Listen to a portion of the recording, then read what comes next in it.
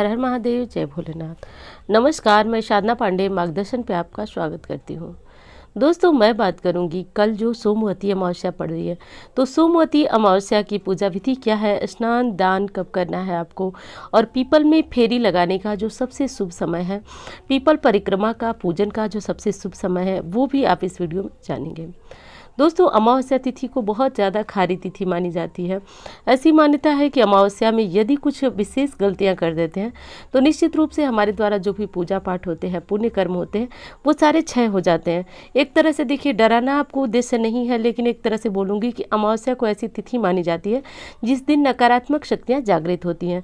ऐसे में यदि हम कोई थोड़ी बहुत भूल कर लेते हैं, लापरवाही कर लेते हैं, तो इसका परिणाम अन्य दिनों की अपेक्षा हमें बहुत ज़्यादा मिलता है।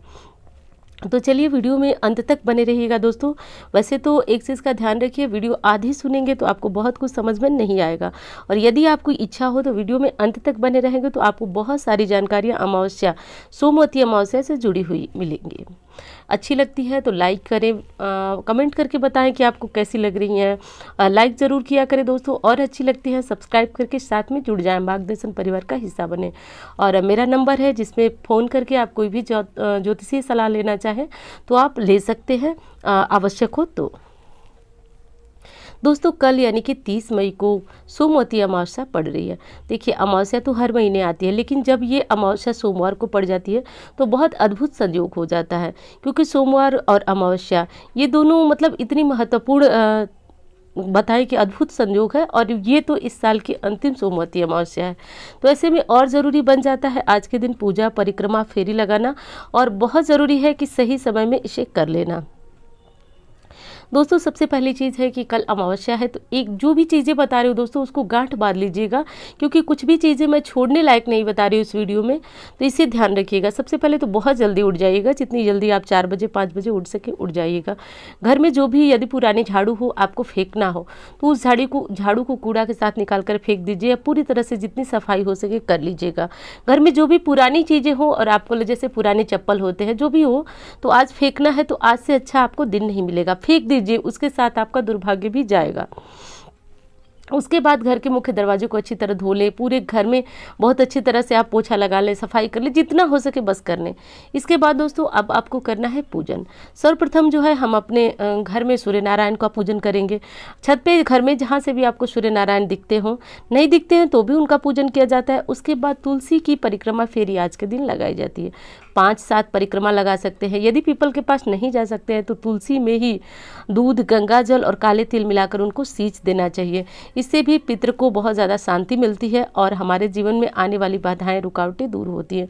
5, 7, 11, 21 या फिर 101 परिक्रमा कर सकते हैं। तो तुलसी में भी ये पूजा पाठ कर दीजिएगा। संभव हो तो आज तुलसी माता को पेड़े का भोग अर्पित किया जाता है, लेकिन नहीं है तो आप चने का भोग, गुड़ का भोग, जो भी हो, बस भोग लगा दीजिएगा। तो घर के मंदिर में पूजा पाठ कर लीजिएगा। अब विशेष बात कर लेती हूँ कि पीपल पूजा आपको कब करनी है। देखिए, सुहागिन महिला है, कुंवारी लड़की है, जो भी है, लेकिन आज पीपल को पूज लीजिएगा। एक तो चीज़ आपको ध्यान ये रखनी है, देखिए, पीपल में सच में भगवान होते हैं। ये चीज़ आपको कितनी बार मैं बता चुकी हूँ। देखिए, प्रत्यक्ष रूप से यदि भगवान की शक्ति का अनुभव आपको करना है तो पीपल पूज के देखिए दोस्तों। आप विश्वास कीजिए, पीपल में वो शक्ति है जो अद्भुत दैवीय शक्ति है, आपको महसूस होने लगेगी। और कल अमावस्या है, सबसे पहले तो किसी ऐसे पीपल का चुनाव कीजिए जहाँ पे शिवलिंग हो, उसके नीचे शिवलिंग हो, या फिर नहीं है तो वहाँ जाइए जहाँ पे शिव मंदिर हो, वहीं आसपास में पीपल हो। सबसे पहले आप शिव जी को बहुत अच्छी तरह से स्नान कराइए, पंचामृत स्नान कराइए, जो भी आपको शिवप्रिय चीज़ें मिल सके वो चढ़ा दीजिए, क्योंकि सोमवार और अमावस्या है। अमावस्या में शिव जी का पूजन करने से दोस्तों पितृ तृप्त होते हैं। काली तिल चढ़ाकर यदि आप पूजन कर लेते हैं तो पितृ तृप्त होते हैं। आज शनि जयंती भी है, तो शनि जनित कष्ट पीड़ाओं से भी मुक्ति मिलती है। ऐसा कर लीजिएगा। और उसके बाद वहाँ पे पीपल होगा, तो सर्वप्रथम आप क्या कीजिएगा कि पीपल को बहुत अच्छी तरह से आप जल से, दूध से, गंगा जल से आप जो है सींच दीजिएगा। सींचने के बाद दोस्तों, अब आपको गुड़, मूंगफली, जो भी हैं चीज़ें, आप ले जाकर के उनका भोग लगाएं। आज के दिन यदि पेड़े का भोग अर्पित किया जाता है, 5 प्रकार की मिठाइयों का भोग अर्पित करते हैं, तो इससे पितरों की कृपा बरसती है। दोस्तों, जो परिवार में तरक्की बढ़ गई है, बहुत सारी दिक्कतों का सामना करना पड़ता है, तो पीपल को सींच देने से और उसे पेड़े का भोग लगाकर या फिर 5 प्रकार की मिठाइयों का भोग लगाने से ये सारी समस्याएं दूर होती हैं। तो ऐसा कर लीजिएगा। सुहागिन महिला है तो सिंदूर से पीपल को जरूर सिंदूर जरूर अर्पित करना चाहिए। इसके बाद 108 इनकी फेरी लगानी चाहिए। यदि किसी कारण से शारीरिक दुर्बलता है या नहीं कर सकते तो आप जो है 7 परिक्रमा कर लें। 101 तो ज़्यादा हो जाएगी। आप यदि आपके शरीर में शक्ति है तो 108 करें, नहीं तो 11, 21 इस तरह से परिक्रमा कर लीजिए। और दोस्तों, परिक्रमा करने का एक नियम होता है कि आपको एक धागा, कच्चा सूत लेना होता है या फिर रील का धागा जिससे कपड़े सिलते हैं, वो भी पूजा के काम में आता है। तो उससे भी लेकर के आप पीला धागा लेकर के 108 बार परिक्रमा करते रहिए। और परिक्रमा की विधि मैंने वट सावित्री वाले व्रत में पूजा विधि में बहुत अच्छी तरह से बताई है, वो कर लीजिएगा। कुछ लोगों का परिक्रमा आ रहा है, कुछ लोगों का कमेंट आ रहा है कि परिक्रमा उल्टा करना है, सीधा करना है। तो देखिए, एक चीज़ मैं आपको बता दूं, परिक्रमा जो वृक्ष की होती है उसका एक ही उद्देश्य होता है, एक ही तरीका होता है। घड़ी की सीधी दिशा में घूमते घूमते आप परिक्रमा करें। भ्रमित करने वाले वीडियो से आप जो है थोड़ा सा इसको समझें आप कि देखिए, परिक्रमा का वही विधान होता है जो मैं आपको बता चुकी हूँ।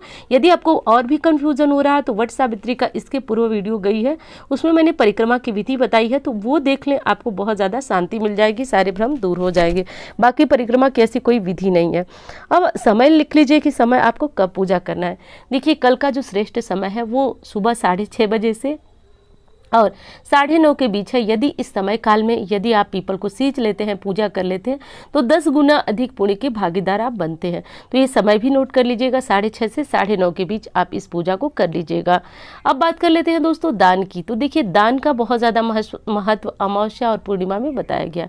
आज के दिन यदि आप किसी भूखे को भोजन कराते हैं तो इससे इससे बड़ा तो कोई पुण्य हो ही नहीं सकता। किसी को जल पिला देते हैं, किसी को पहनने के लिए यदि आप कुछ कपड़े दे देते हैं, या फिर एक चीज़ और कर देते हैं कि आप किसी भी तरह से उनकी मदद कर देते हैं, तो इससे आपके 9 के 9 ग्रह मजबूत होते हैं, पितृ शांति मिलती है। और देखिए, कुछ लोग बहुत हल्के में लेते हैं पितृ को। एक चीज़ बता दूं कि यदि आपके पितृ नाराज हैं तो आप जीवन में कितनी भी पढ़ाई कर ले, लिखाई कर ले, नौकरी नहीं मिलेगी। घर में कोई ऐसा कार्य नहीं होगा जिससे घर में खुशहाली आएगी। इसलिए बहुत ज़रूरी है पितरों के निमित्त कुछ न कुछ श्राद्ध, तर्पण या फिर कुछ न कुछ छोटे मोटे उपाय करते रहने की।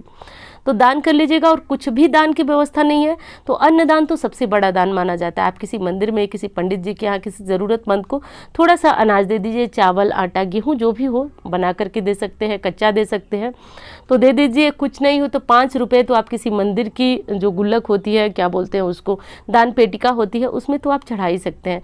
इतना कर दीजिए, कुछ न कुछ आपके परिवार से दान निकलना चाहिए। स्नान की विधि तो मैं बताना भूल गई हूँ। देखिए, किसी गंगा नदी में स्नान करने का बहुत ज़्यादा महत्व है, लेकिन आप जैसे मैं हमेशा बताती हूँ कि किसी बाल्टी में गंगा जल 2 बूंद डाल लीजिए, हर हर गंगे बोलते हुए स्नान कर लीजिए। पूजा पाठ जो विधि थी मैंने वो आपको बता दी। अब दोस्तों, थोड़ा सा ध्यान देने वाली जो बात है वो मैं बताती हूँ। आप पूजा बहुत ज़्यादा करते हैं, नहीं करते हैं, किसी भी कारण से नहीं कर रहे हैं, लेकिन आपको ये 5 चीज़ें नोट कर लेनी है। आज मोटे शब्दों में इसको मैं बता रही हूँ। और आप वट सावित्री करें, अमावस्या करें, शनि जयंती करें, ना करें, लेकिन ये 5 चीज़ें जीवन में मानना है। सबसे पहली बात तो दोस्तों कि कहा जाता है कि अमावस्या पे पितृ, ध्यान दीजिएगा, किसी न किसी रूप में आपके दरवाजे पे आते हैं। गरुड़ पुराण का ये कथन है, और हम लोग तो आम हैं, लेकिन गरुड़ पुराण जैसा जो शास्त्र है वो तो झूठ बोलेगा नहीं। तो ऐसे में हमें क्या चौकन्ना रहना होता है कि आज के दिन कोई दरवाजे पे आता है तो हम फटाफट उससे पानी पूछते हैं। देखिए, ये तो हमारे दैनिक कर्म में भी कहा गया है कि अतिथि देवो भव, लेकिन आज तो भूलना ही नहीं है। कितनी भी नींद आ रही है, डोरबेल बजी तो हमें उठना है, देखना है कौन है, पानी के लिए तो एक बार पूछ लेना है। वो पीते हैं तो और अच्छी बात है, नहीं पीते हैं तो भी कोई बात नहीं है। यदि कोई मांगने वाला आता है तो आज यथासंभव उसे संतुष्ट करने की कोशिश करनी है। जो भी पैसे मांगे, कपड़े मांगे, जो भी वो मांगे, बस कोशिश कीजिए कि उसे दे दीजिए। आज के दिन एक काम और कर सकते हैं आप दोस्त, एक काम और नहीं करना है आपको। देखिए, कहा जाता है कि सुहागिन महिलाएं सिर के ऊपर से बाल न धोएं।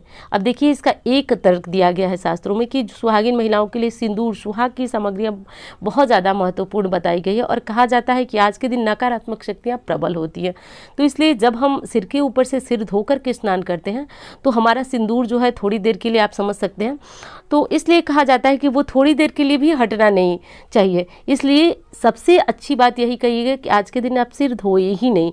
आप चाहे, बहुत लोग तर्क करेंगे कि हमें पीपल पूजना है, क्या करना है, ये करना है, वो करना है, लेकिन दोस्तों मैं शास्त्रों की बात बताऊंगी, अब उसे आप समझिए कि आप क्या करेंगे। लेकिन संडे के दिन आप बाल धो लीजिए, कुशा से स्नान कर लीजिए।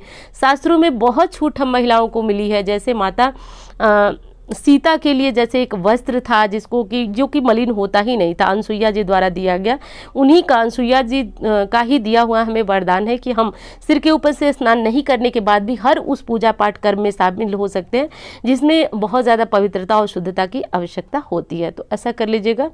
और अगला काम आपको ये करना है दोस्तों कि आज अमावस्या तिथि है, तो किसी भी हालत में घर की तुलसी खाली नहीं रहनी चाहिए। एक दीपक शाम को जरूर जलना चाहिए और 1 लोटा जल काली तिल मिलाकर, काली तिल नहीं मिलाते तो भी आज तुलसी खाली नहीं रखना चाहिए।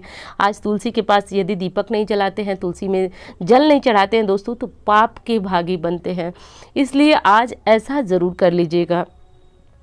अब अमावस्या तिथि में एक चीज़ का और ध्यान रखना है दोस्तों कि अमावस्या तिथि में जैसे कि सारे कार्य आप कर रहे हैं, पूजा पाठ सब कुछ कर रहे हैं, लेकिन किसी ऐसे का मन ना हमसे दुख जाए, ऐसा तो हम घर में भी ध्यान रखेंगे, बाहर भी ध्यान रखेंगे। किसी की आत्मा को नहीं तोड़ना है दोस्तों। अमावस्या तिथि मैं बार बार बताती हूँ, बहुत ज़्यादा महत्व है, तो इस सारी चीज़ों को आप ध्यान रखिएगा। वीडियो यदि अच्छी लगती है तो लाइक ज़रूर किया करें दोस्तों। सारी मेहनत तब और अच्छी हो जाती है जब आप कमेंट करके बताते हैं कि वीडियो आपको कैसी लग रही है। और लाइक किया करें, चैनल को सब्सक्राइब कर लें, क्योंकि सब्सक्राइब करेंगे तो बहुत ये रहेगा कि आपको सारी वीडियो की नोटिफिकेशन मिल जाएगी और हमें भी थोड़ा सा हौसला मिल जाएगा कि आप कितने लोग हमारे साथ जुड़े हुए हैं। तो हमारे लिए, आपके लिए जो भी बातें आपको अच्छी लगें तो आप जो है चैनल को सब्सक्राइब कर लें। और दोस्तों इंस्टा पे, फेसबुक पे मुझे फॉलो कर सकते हैं। और वीडियो के शुरू में ही मैंने अपना नंबर दिया है, तो कोई ज्योतिषी सलाह की आवश्यकता हो तो आप ले सकते हैं। तो मिलती हुई इसी तरह के वीडियो के साथ। धन्यवाद।